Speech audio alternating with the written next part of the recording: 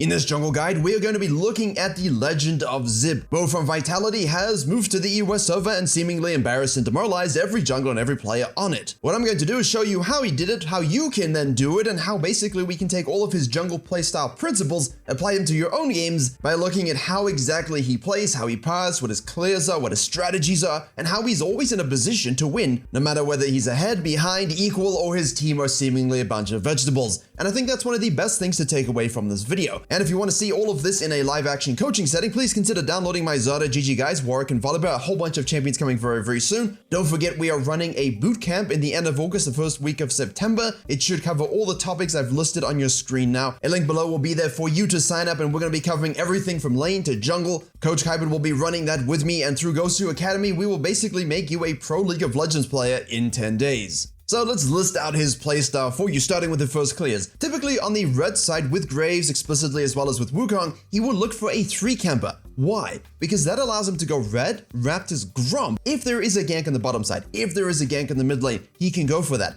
If he needs to invade the enemy jungler, he can do that as well. He will also do this with Kindred and other such aggressive junglers. However, if those clears do not work out from as you would have seen from those clips, he will easily adapt for a red Raptors into a level 2 gank mid lane. This actually happened twice within 5 games, and I scouted about 40 games of his, and as I said on the gameplay channel where I covered a perfect game of his, it's really a flexy clear. Because if that isn't even a possibility, you can then fall back to the wolves, into the blue, into the scuttle, and play from there. Also, if you do happen to rotate for early ganks pre-Gromp, you can then do blue Gromp together, look for crab, or just fall back to wolves and swap to the other side if you don't have that prior for the bottom scuttle. And then from there, you can look to counter jungle the tier 2 Gromp, you can gank the top lane, and if all of that seems quite extensive and complicated, that's why we will have 2 games we're going to go over in this video to show you how to execute this slowly and to see what triggers he uses. Now, on the blue side of the map, typically he will go top to bottom, always looking for the bottom lane pressure, but if he can full clear and match you, like say Diana starting the bot side, Graves starting the bot side, he will full clear, take the crab, and then use that pressure for mid lane ganks, for double scuttle pressure, for counter jungling again. So it's always adapting his clear depending on where he wants to gank and reconciling that with what the enemy jungler's clear is going to be. Now, if you want to understand a full early game plan structure and how to create that, I will leave a link to the video for that in the description below. And yeah, sometimes he gets invaded, and sometimes he gets collapsed upon, and sometimes he makes a greedy counter jungling play that lets him die. You're seeing that in the Graves highlights now, 0-3-0.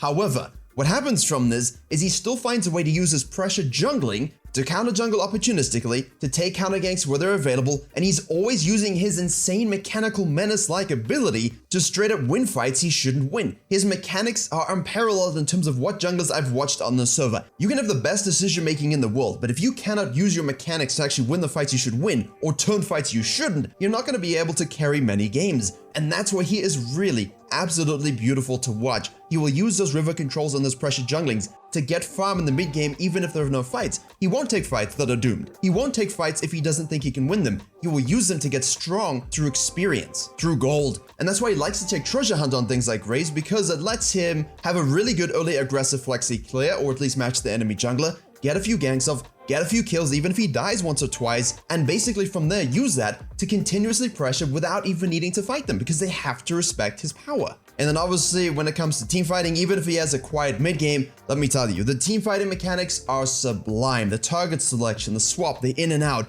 I have never seen such exquisite one-man carry potential, even in negative and equal game states, just using the power of Graves, Diana, Wukong, Talon. Even when he's playing Talon mid lane, he'll just shove roam and do the same kinds of stuff. So if that's enough waxing and praising, remember I have a full perfect game on the gameplay channel. Let's now look at 2 game examples where he popped off in 1v9, but the game states were not nearly as positive and he really had to fight back in order to take control of the game. And in this, what you're going to see is cutting the map, pushing the map, loop pathing, reactive pathing, high-level tracking and anticipation, dynamic pathing. Again, all these topics, if they don't mean anything to you, I will show you exactly what they mean right now in this gameplay, but I do have advanced pathing videos on those, and again, I will link those in the description below. This is such an in-depth and complicated topic. He is one of the most perfect solo queue junglers you will ever watch, and as I was singing his praises again, you would have seen he started leashless on the blue, the enemy Velvet starts leashless on the Raptors, and he believes because bot lane delayed showing just a little bit that maybe Velvet was leashed on the bottom lane, and he was going to do the classic Graves cheese invade, which of course he does as well. However, because this isn't possible and he sees the fact that the red's gone, he knows immediately the fake leash was fake. He knows Bel'Veth is going Raptor's Red Krug, so he pings it and goes all the way down and continues to do his 5 camper, knowing that he will not be able to match Bel'Veth's 6 camp clear in this time because of his wasted pathing. This means he cuts short his full clear in the first rotation. He can contest the bottom lane scuttle. He checks and presses tab and sees, hey, 3 charges on the smite for Bel'Veth, only 4 for me.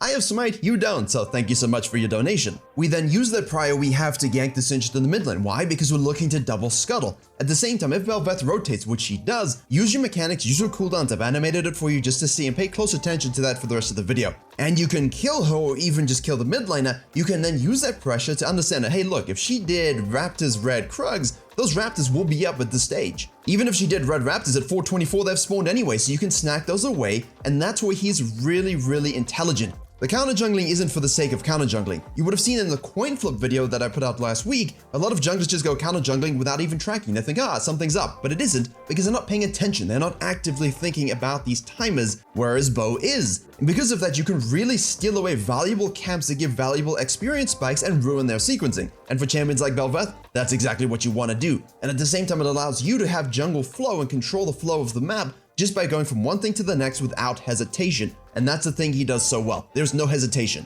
You make a mistake, he tracks you, it's capitalized on immediately. There is no waffling, there's no side clicking, there's no basing against his will, only jungle destruction. From this, we try drive-by ganker in the top lane, and then we go back to base. Now we know that Bel'Veth will leave base, do the tier 2 Krugs, and sequence down. Knowing that the Raptors are not there because we took them, instead of doing Gromp, Wolves, and cutting down, we do Wolves, Raptors to cut out the edge camp because we know we're going to be in the area for those Krugs. But I'm not always a huge fan of this. I think if you're going to do Gromp, Wolves, then you can cut out the Raptors, protect that from counter jungling, but at the same time here, these are faster camps for him to take really, really quickly. He knows Bel'Veth is going to be going to the bottom lane for a gank, have that tempo advantage because of his gank on the top side, and so he cuts out a camp to make sure he can be present, which he is. And as I said, sometimes we overcommit, sometimes we're a bit too aggressive, and sometimes we die. Now, if you look at his KDAs, you'll see like 3 deaths, maybe 4 maximum, 2 deaths, which basically means if you're dying 2 to 3 times in the first 8, 9 minutes, 10 minutes, just to get yourself fed, stack the treasure hunter, and snowball, he's not dying for the rest of the game. Very rarely will he die in the mid and the late game through bad team fighting and bad mechanics, and that's what's so incredible. As our legendary Baboose would say, it's a good death. Not really this one in particular, but hey. However, his mistake is also his reward, because he knows Bel'Veth's going to spend all that time on the bottom side there, the blue's going to be spawning, the dragon's up. He doesn't go to his top side, he doesn't go to Herald, he doesn't do anything but go, I know Bel'Veth is there, I know those Krugs are going to be up, I know Red is up, I know those Raptors are going to be up. Let me yeet all of these things, I'll trade it for a dragon. He really doesn't care much about dragons. Ganks top lane, gets a kill, forces it out a little bit, goes down to the blue quadrant, and here typically he could loop path, which means he kind of does the red side, he ganks top lane, he does the blue side, and he loops back to the Herald. But because the top lane is back in base, we don't exactly know where Bel'Veth 100% is, and obviously we want to play a little safer, he carries on sequencing down. But as soon as Bel'Veth shows, as soon as Bel'Veth makes any indication that she's going to do that objective, you want to deny a Herald to Bel'Veth as much as possible, and at the same time that's what he does so damn well. He will run across the map to contest a fight to win it mechanically using his goal advantage. Especially when Bel'Veth only has a pickaxe and you have Umbral Glaive. He's always using itemization and experience spikes to force good fights, and he won't sequence his red side camps and go, that Herald's dead. No, he will contest it. It's such a big objective that he wants to secure very frequently, as should the rest of you. And if you watch the gameplay video, and of course the second game we'll go over in this video, you'll see the huge amount of kills that he gets. The insane KDAs, the MVPs, the 0 deaths. It's really disgusting while getting, 8 to 9 CS a minute. But that's because he also just plays properly. If he doesn't get kills like in this game, it doesn't stop him playing the game. He's not too worried about it. So obviously the Bel'Veth fell, we get the Herald, we go do red Krugs, we look bottom lane. As soon as it looks doomed, out of position, not something that feels right, something where, if you overstay, you're gonna die and feed the enemy team shutdowns, you will take that Herald and he will exchange it for map pressure. He will do this even if he doesn't have a Herald in the later stages of the game. He will always exchange a bad fight in the favor of the enemy, not be involved, and then take towers and push waves, which is why, of course, he has such great map control. And for those of you who watch the video, that's why I said hitting towers and measuring tower damage is one of the best stats. No one watches it because towers aren't sexy. Yet, look at this. From these kinds of plays, you always have a really great angle to counter jungle. You can always fall back to your blue side or your camps afterwards, and then you can reset. The outside in rule. I've talked about this quite a lot as well. I will link that below. Also, there's going to be a huge library of videos for you to watch after this one. And he is an exquisite example of how this rule just allows you to control games and get 2, 3, 4 level leads. We have Gore, Drinker plus Umbral Glaive. I know it's a PTSD item combination from last year, but on Graves, it's even worse. Now, at this stage in the mid game, if there are no fights to be had, he will simply sequence and then rotate to the fights when he deems it worthy. And you're seeing a good example of this. Even though we have a lot of assists here, he will then use that pressure to farm his own camps. If there's something up on the enemy team, he will do that. But here he wants to make sure we get those cleanup kills, allow me to full sequence my jungle, take the Herald, and then use that to push the map. Get into the jungle, use your huge item and experience advantage, and you wouldn't normally have that at 317. But look at the CS gap. Look at the objective control. Who cares about the dragons? Towers, heralds, plates. And then with this, you use your fleet footwork or drink an Umbral Glaive into your Death's Down to Black Cleaver construction, and you just kill everybody in between two towers, and then you'll see a few kill highlights to close the game. This is a great example of not the best early game in terms of kills, but a great example of how a strategy allows you, even with a lot of assists, to have a gold and experience advantage to make the plays necessary to win the game. But what if we're not Graves and we don't have map scaling, and perhaps we need to be a bit more hands-on for the entire experience of the game in order to carry, maybe dropping like 31 kills in Challenger? So I explained that he does 5-6 campers, I explained that he likes the 3-camp flexi clear, but at the same time he also will force vertical jungling, late invades against hyper-invadey annoying champions. Even though this would be an US Nidalee, not the Korean Nidalees or the Chinese Nidalees, it still feels good to remove her power. So we late invade with our team, we do the red, we do the raptors, we do the grum. We then look, can we do a gank? Oh, of course we can. Bot lane, 2 kills. After watching the Taliyah, pay attention to the small screen and watch the Nidalee go from red raptors to her blue wolves and then gank top lane. And you can kind of track that by understanding that she has 16 CS, she has both buffs, and then she moves on down to the Grump into the Scuttle Crab. Because Bo was low, instead of actually forcing and showing that, hey, I'm gonna go for this bottom crab and maybe being collapsed upon, we go back to base. We get the blasting one, an absolute juiced item early,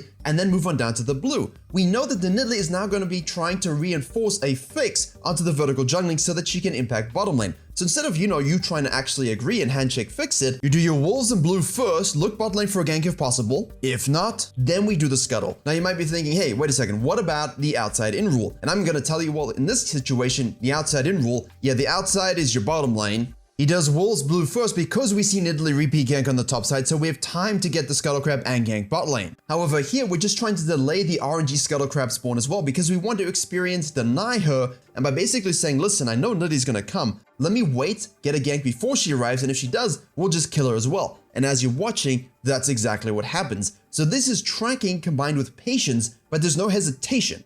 Zid cuts the map. Instead of just full sequencing blindly, which you don't see a lot of, there's always, doing a few camps and then cutting to the next objective based upon the information that comes in. And it's so immediate, and I know that's the difficult part about all of this, and I know it's a lot of information in a very densely packed video, so hopefully you can just rewatch it a few times just to get what I'm saying, but I do have the full gameplay as well on the secondary channel. That is really a companion piece to this, but it's really the adaptability of a jungler that makes you strong, and if you can only do 1 or 2 clears, that's a problem. You've seen in this video like 5, 6, 7 different combination of clears that Bo uses to exert control based upon the matchup and the lanes that he wants to gank, typically bot lane, as well as that mid lane. And yeah, I noticed she died, but noticing the other thing, right? Leaving base, going straight to the bottom lane again. We talked about the 8-9 CS a minute, but if we need to spam gank a gankable lane that we can really snowball and win with, especially with the good setup with Taliyah combo, that really will be done because the Nidalee's not going to be sequencing to the top side. I don't care about my camps on the top side. By the time I get there, they will have respawned. In the meantime, I've killed your bottom lane. I stolen your red. Oh, look, you're getting frustrated with the pressure. Why don't you find me on the dragon? Okay, you can die as well. Thanks for the objective. So even though the Graves games show you a lot of fluid farming, when it's a Wukong or Taliyah, yeah, you can do that as well, but you do want to be active as much as possible in snowballing those lanes. And that's what you will note. If you go scout the replays, of course, you can do that, especially in the US. You just type in the name and download the replays from the ranked games. You will notice how many times a lane is repeat and abused. If he ganks it once, he will gank it again and again if there are no sums. If a jungler shows in the wrong place, he will steal your jungle and you will never catch up. Now, the reason I'm showing this Taliyah game is because it wasn't as refined as the Graves game, and it doesn't have the same kind of freebie farming and kind of easy transition flow that we're talking about, where the jungler can just move around, take whatever they want. In this situation, using your ult to rotate to fights, looking and probing for ganks, having the whole enemy team rotate upon you,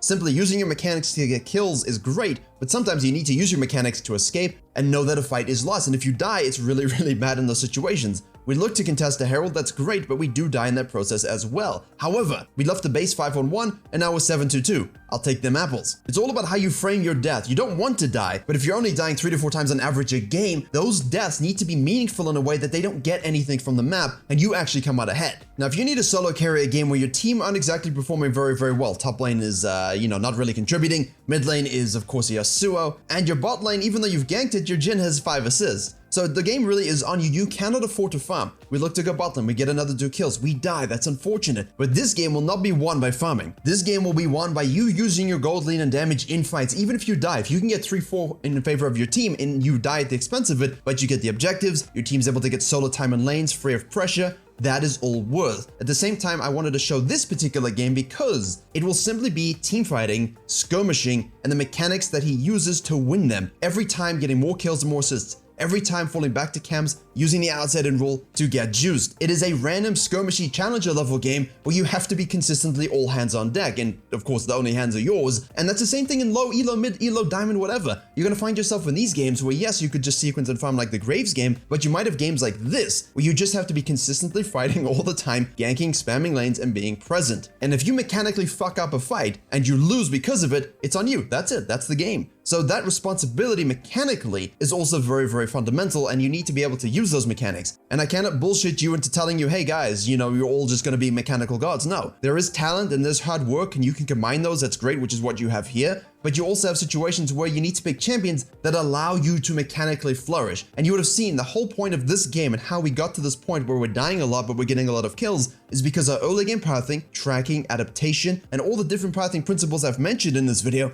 are used to perfection. So even though the enemy team is allowed to make plays and shutdowns, you're still coming out ahead at every turn.